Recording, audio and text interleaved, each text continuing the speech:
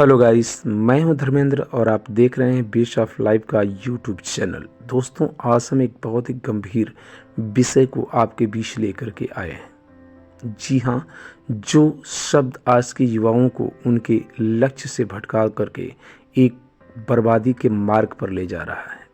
इसमें हमारे देश की 80% युवा व युवतियां जो है अपने लक्ष्य से दूर होकर के एक ऐसे मार्ग पर अग्रसर हो जाते हैं जिसका अंत सिर्फ बर्बादी और विनाश होता है। जी हाँ, आज मैं बात करूंगा प्रेम शब्द की परिभाषा पर। ये प्रेम शब्द है क्या एक्चुअल में? आज मैं इस शब्द की पोल खोल के रख दूंगा आपके बीच। जी हाँ, प्रेम क्या एक प्रेमी और प्रेमिका का प्रेम ही प्रेम है? क्या एक पिता और उसकी पुत्री का प्रेम प्रेम नहीं? क्या एक बेटे और एक बाप का प्रेम प्रेम नहीं? क्या एक भाई और बहन का प्रेम प्रेम नहीं? जी हाँ, आपने बिल्कुल सही सुना। क्या आज आप अपने समाज में किसी भाई और बहन के प्रेम को बदनामी का कारण मानते हैं? एक पिता और पुत्री के प्रेम को बदनामी का कारण मानते हैं? एक माँ और बेटी के प्रेम को क्या बदनामी का कारण मानते हैं?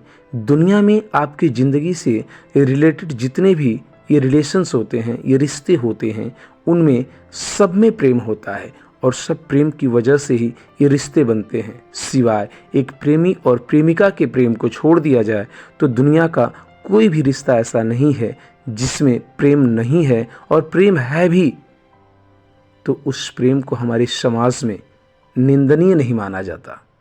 क्या आप कभी किसी भाई और बहन के प्रेम को निंदनीय मानते हैं? क्या एक पिता और पुत्री को प्रेम को निंदनीय मानते हैं? क्या एक माँ और बेटी के प्रेम को निंदनीय मानते हैं? जी नहीं, ये अभी प्रेम प्रेम ही है। तो फिर एक प्रेमी और प्रेमिका के प्रेम को निंदनीय क्यों माना जा रहा है?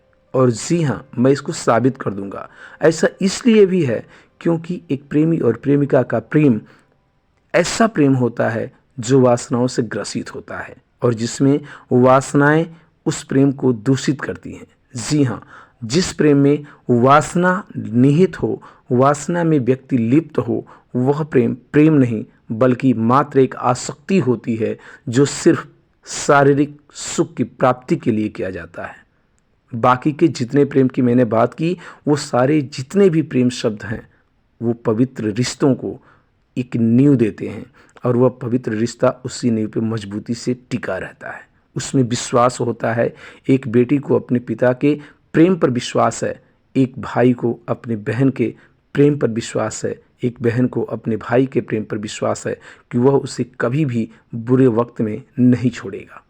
लेकिन क्या इस प्रेम नाम का ट्रेंड को, जिसको आज की युवा पीढ़ी ने अपने जीवन का हिस्सा मान लिया है, क्या ये प्रेम उस विश्वास की नींव के साथ जुड़ा है? जी नहीं, ये शारीरिक सुख की एक अनुभूति के लिए मात्र किया गया एक छल है। ये प्रेम नहीं, वो प्रेम प्रेम नहीं जिसमें किसी व्यक्ति की बदनामी हो, किसी व्यक्ति के चरित्र पर दाग लगता हो, माँ बाप की इज्जत समाज में कम होती हो, लोगों का सर झुकता हो।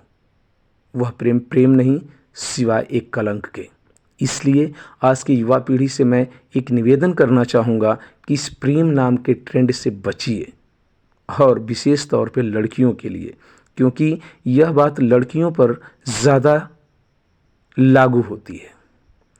अक्सर मेरे पास विद्यालय में लड़कियों की कंप्लेन आती है कि मेरा भाई रात को 9 बजे तक बाहर घूमता है, 10 बजे तक घर आता है, मम्मी पापा किसी का कोई ध्यान नहीं रहता, कोई नहीं डांटता, उसे कोई नहीं कहता।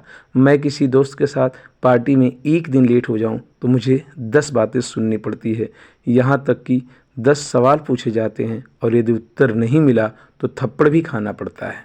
तो मैं उन लड़कियों को ये बात बता देना चाहता हूँ कि एक उदाहरण से इस बात को समझिए।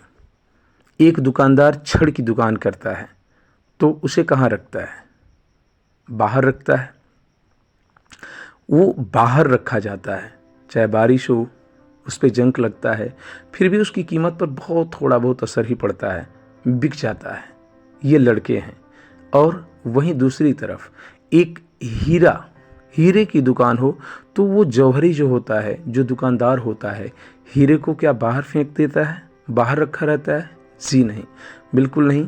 हीरे को अपने घर के अलमारी में बड़े ही सिक्योरिटी के साथ रखा जाता है, और गलती से भी यदि उस हीरे में थोड़ा सा क्रैक आ गया, थोड़ा सा कोई अंश उस हीरे का टूट गया, तो वो हीरे की कीमत बिल्कुल ज़ीरो हो जाती है। ठीक वैसी ही अपने ख़ानदान, अपने परिवार की जिम्मेदारियां होती हैं। ये लड़कियां ये हीरे की तरह होती हैं। इनकी मर्यादा, इनकी इज्जत उस समाज के लिए, उस परिवार के लिए उस हीरे की तरह होती है। लड़कों की कीमत उस छड़ के बराबर होती है। इसलिए आपकी ये जिम्मेदारी बनती है कि आप उस हीरे की चमक को बनाए रखें, अपने कुल, अपने परिवार की मर्यादा को बनाए रखें। अगर एक लड़का बिगड़ता है तो एक परिवार बिगड़ता है, लेकिन एक लड़की के ऊपर उसके ससुराल और उसके मायके दोनों की जिम्मेदारी बनी रहती है। इसलिए एक लड़की जब बिगड़ती है तो दो परिवार बिगड़ते हैं, जबकि एक लड़का बिगड़ता है तो सिर्फ एक परिवार बिगड़ता है। बिगड़ना तो किसी को नहीं चाहिए। हर किसी को अपने परिवार की मर्यादा को बचाए रखना चाहिए, उसका लिहाज करना चाहिए। और आप लड़कियों से ये निवेदन है कि आप अपने माँ बाप पर विश्वास रखिए, क्योंकि इस दुनिया में यदि पूरे भारत की बात करें तो इसमें करोड़ों की संख्या में लोग रहते हैं, लेकिन किसको किसका ख्याल है? कौन ध्यान देता है आपके अच्छे बुरे का? इस संसार में मात्र 3 लोग हैं जो आपका अच्छा बुरा, आपका भला सोचते हैं। वो 3 लोगों को मैं बताऊं तो पहला नंबर आता है आपके पिता का। वह पिता जो आजीवन आपके लिए ही जीता है। एक घटना मैं बता दूं आपको। एक बार एक पिता और पुत्री एक जंगल से होते हुए जा रहे थे। रास्ते में एक नदी पड़ी। पिता ने बड़े ही शांत होकर के विनम्र भाव से अपनी बेटी से कहा, बेटा मेरा हाथ पकड़ लो, ताकि इस नदी की धार से होते हुए जब मैं उस पार जाऊंगा तुम्हें ले करके, तो कहीं ऐसा न हो कि ये धारा के प्रवाह से मेरा साथ तुमसे छूट जाए। तो बेटी ने कहा, पिताजी आप मेरा हाथ पकड़ लीजिए। तो पिता ने पूछा, बेटा तुम मेरा हाथ पकड़ो या मैं तुम्हारा हाथ पकड़ूं, इसमें फ़र्क क्या है? बात तो एक ही है।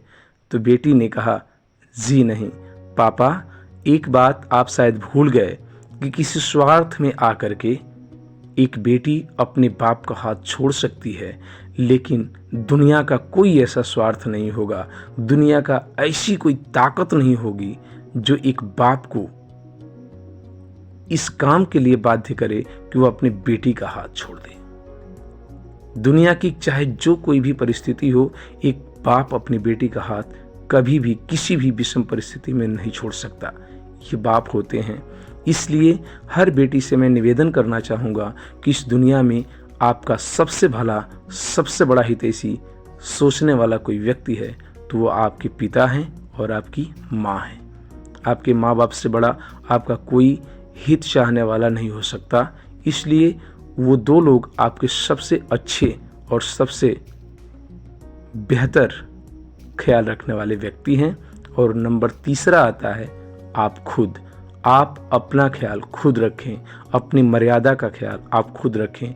आपको खुद की जिम्मेदारियों को संभालना है और खुद को संभालना है।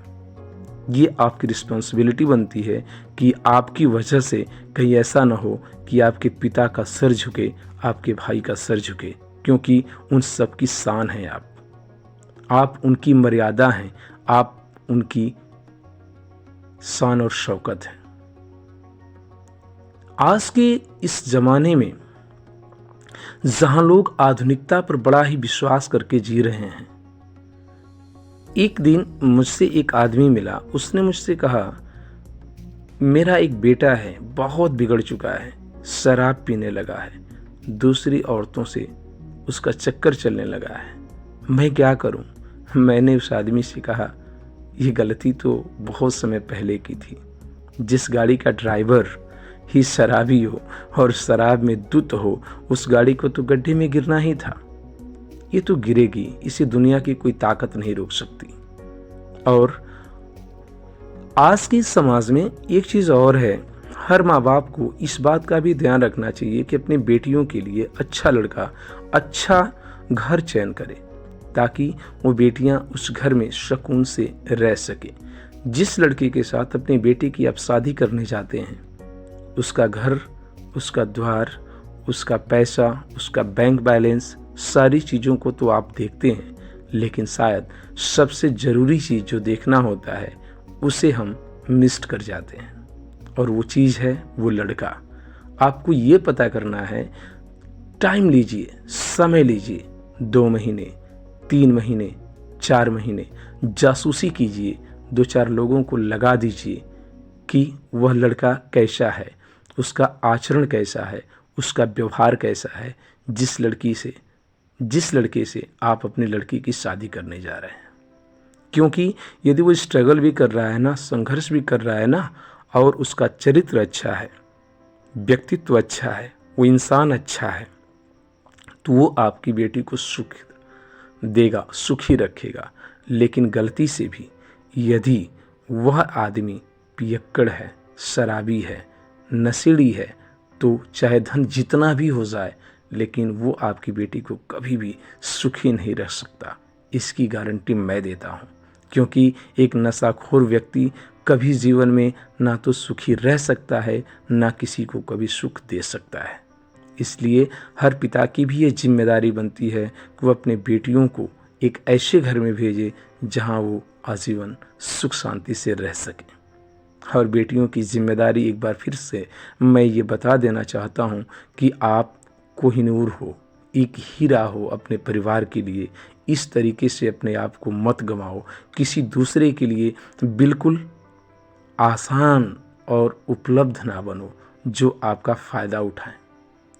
हो सकता है आपको एक ऐसे बुरे दौर में वो लोग डाल दें जहां से आपका निकलना मुश्किल हो जाए और आप घुट घुट करके जीने लगो।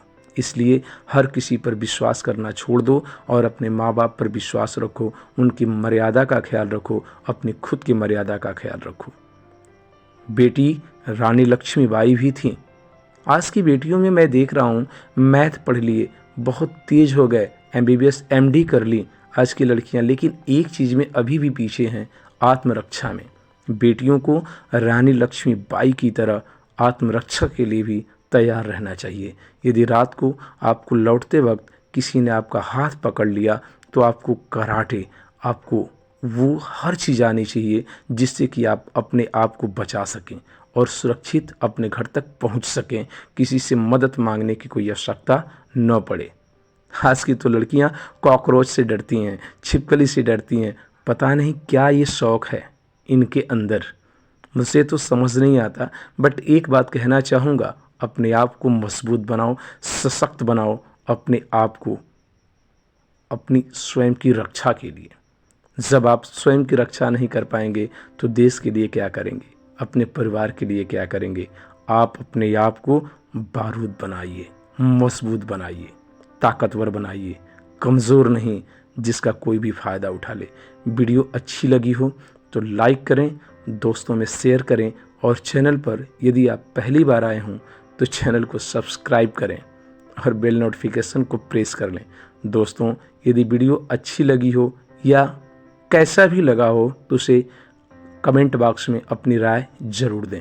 मिलते हैं कुछ ऐसी ही वीडियोस के साथ, तब तक के लिए